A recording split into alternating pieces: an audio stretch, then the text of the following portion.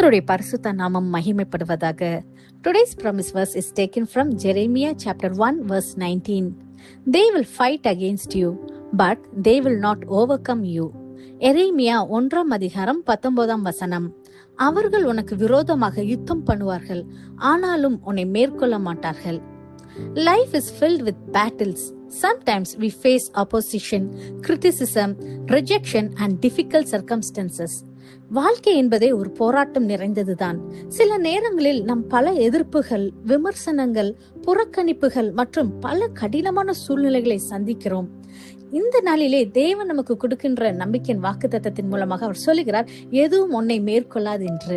ஆம் பிரியமானவர்களே, இந்த நாளிலே கர்த்தர் நமக்கு சொல்லுகிறார், உங்களுக்கு விரோதமாக யுத்தம் பண்ணுவார்கள், ஆனாலும் அது உன்னை மேற்கொள்ளாது என்று சொல்லி.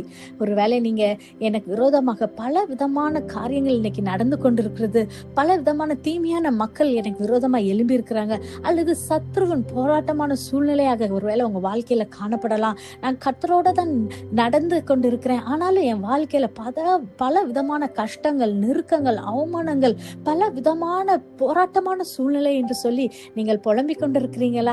இன்னைக்கு கர்த்தர் உங்களை பார்த்து சொல்லுகிறார், அவர்கள் உங்களுக்கு விரோதமாக யுத்தம் பண்ணுவார்கள், ஆனாலும் உன்னை மேற்கொள்ள மாட்டார்கள் என்று. எவ்வளவு பயங்கரமான ஒரு சூழ்நிலையாக இருக்கலாம். ஒருவேளை நீங்கள் நடந்து கொண்டிருக்கிற பாதை உங்களுக்கு மாத்திரம் தான் தெரியும்.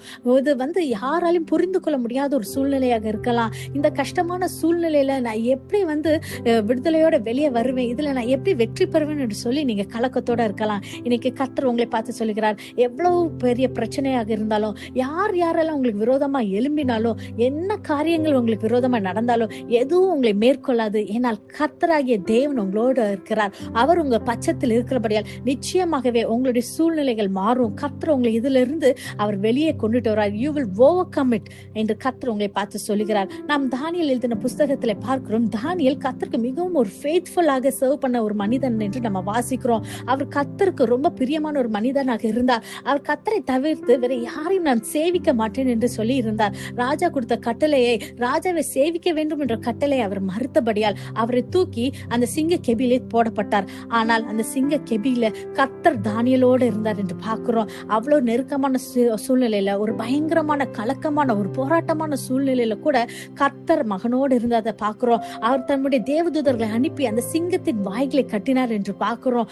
அவரை எதுவுமே அந்த சிங்கங்கள் தொடாதபடி, அவரை சேதப்படுத்தாதபடி, அவரை எதுவுமே மேற்கொள்ளாதபடி கர்த்தர் பாதுகாத்தார் அல்லவா? இன்னைக்கு உங்களுடைய சூழ்நிலையில நீங்க எவ்வளவு பயங்கரமான ஒரு சூழ்நிலையில இருந்தாலும் எதுவும் உங்களை அணுகாதபடி, எதுவும் உங்களை மேற்கொள்ளாதபடி கர்த்தர் உங்களை பாதுகாத்து உங்களை வழிநடத்துவார். பிரியமானவர்களே, people may oppose you, circumstances may rise against you, and the enemy may try to discourage you, yet God declares they will fight against you but will not overcome you, for I am with you and will rescue you.